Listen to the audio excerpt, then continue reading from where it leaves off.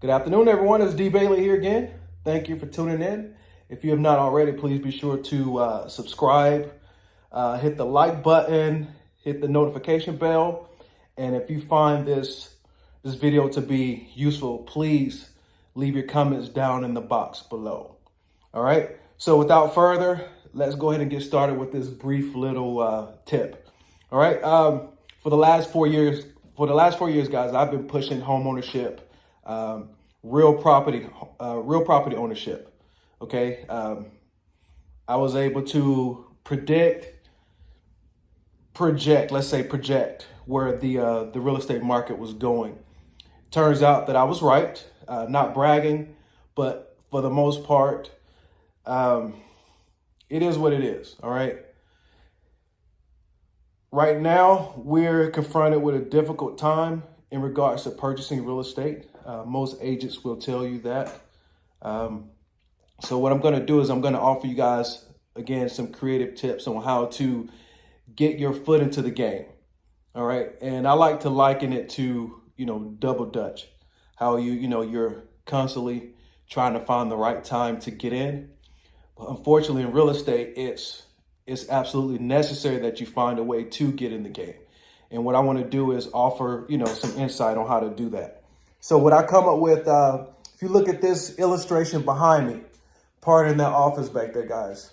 What I'm illustrating right now is a concept, an idea called tenants in common, or tenancy in common. It's an interest in real estate that can be characterized by multiple individuals. Okay, there's an undivided interest in the whole. Okay, in the illustration below, or actually above here and behind me, we're looking at a house. All right, you can't take a house and divide it into thirds. So what happens right here is, if you notice right here, 3 people, each holds a 1/3 interest in the entire property. Okay. Let's say hypothetically one person expires. Okay, that 1/3 interest goes to their decedents. Okay, their heirs. All right, children,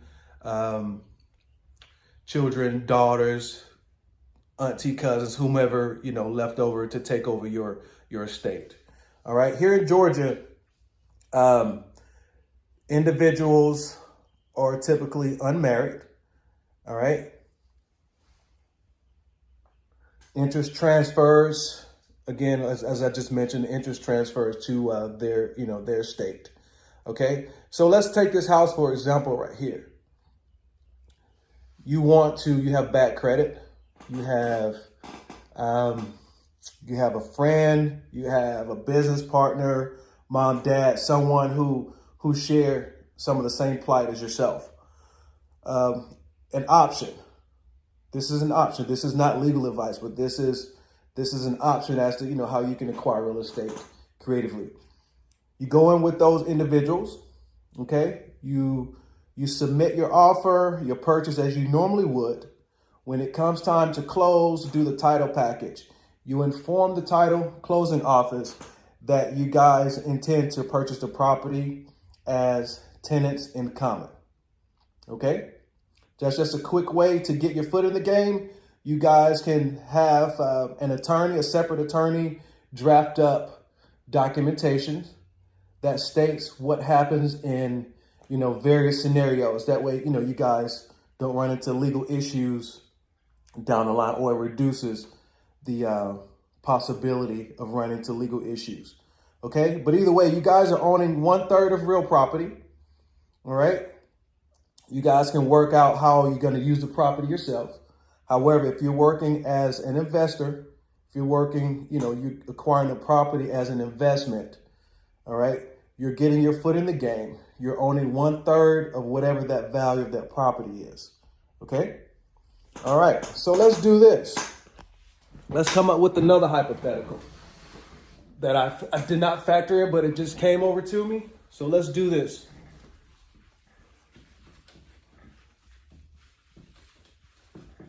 Let's take away this beautiful house right here.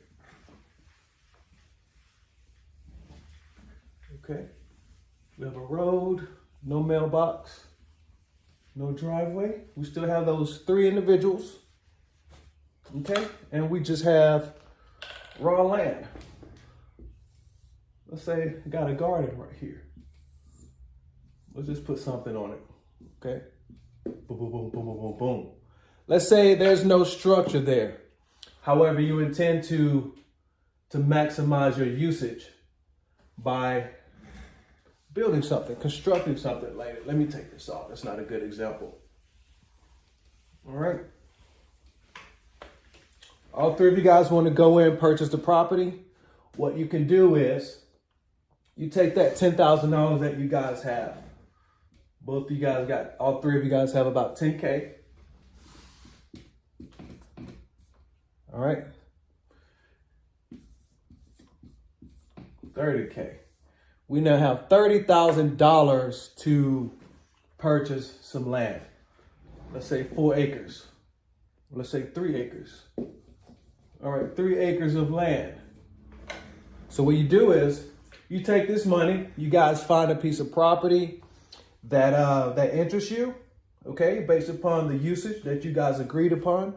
Take that $30,000, purchase this property right here. Now, you guys own 3 acres together. Okay, what you can do, take that 3 acres, the obvious, right? Split it up.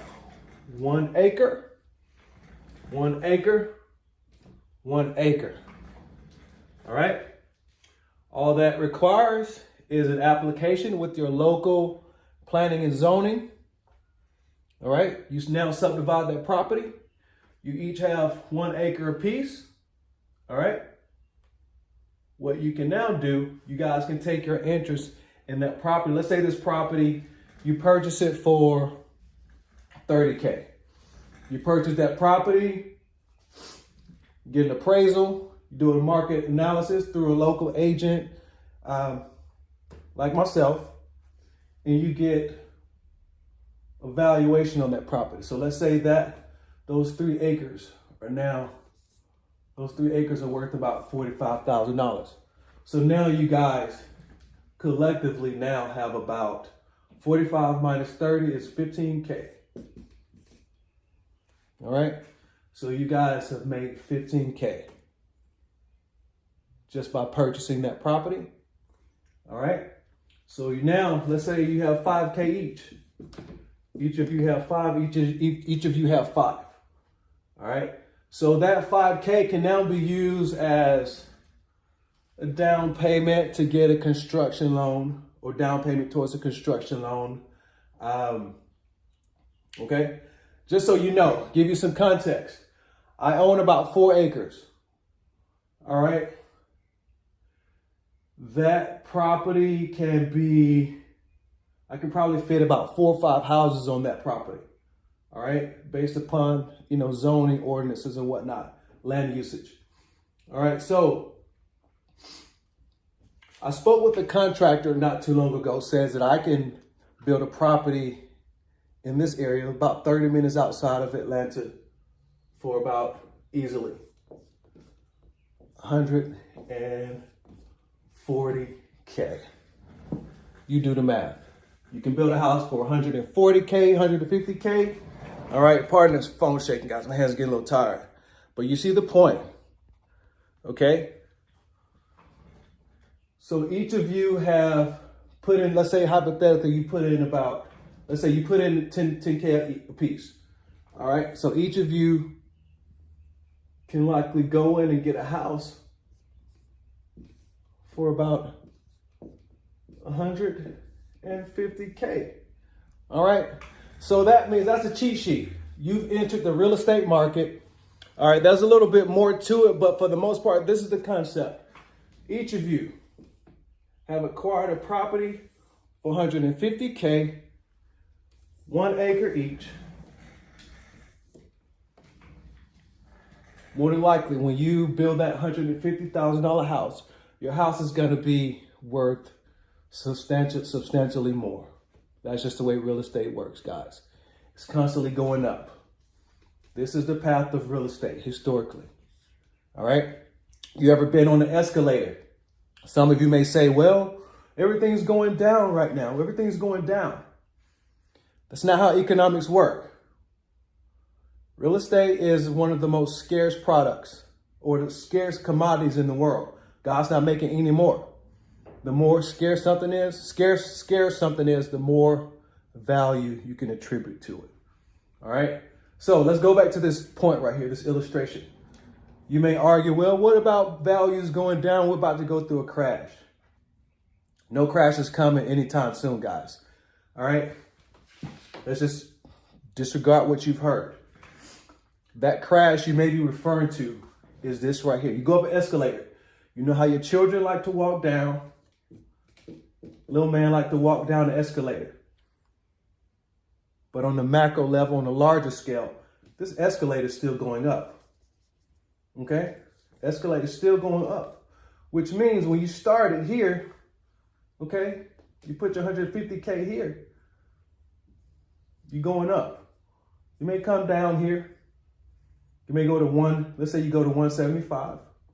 It goes up to 300 or 200K. Let's say you go back down, you're still going back down to 175. That's just the way the stock market works. That's the way real estate works, okay? All right, it may be scary to some, but what's scary to me is the idea of, going back to my other video, being vulnerable to someone else's misfortune, all right, which in this case would be your landlord, the homeowner of the property. Let's say something goes wrong with them. They're now going to be moving back into the house. So what's scarier, being homeless, not being in control of your housing situation, or this scenario right here? Okay? Take advantage of it, guys. It's just a tip. I hope it works. I hope the information helps you. If you have further questions, please be sure to give me a call, 678-522-0366. Again, I'm Darius Bailey, managing broker, D. Bailey & Associates Realty. Thank you for watching this video. Please don't forget to subscribe. Peace.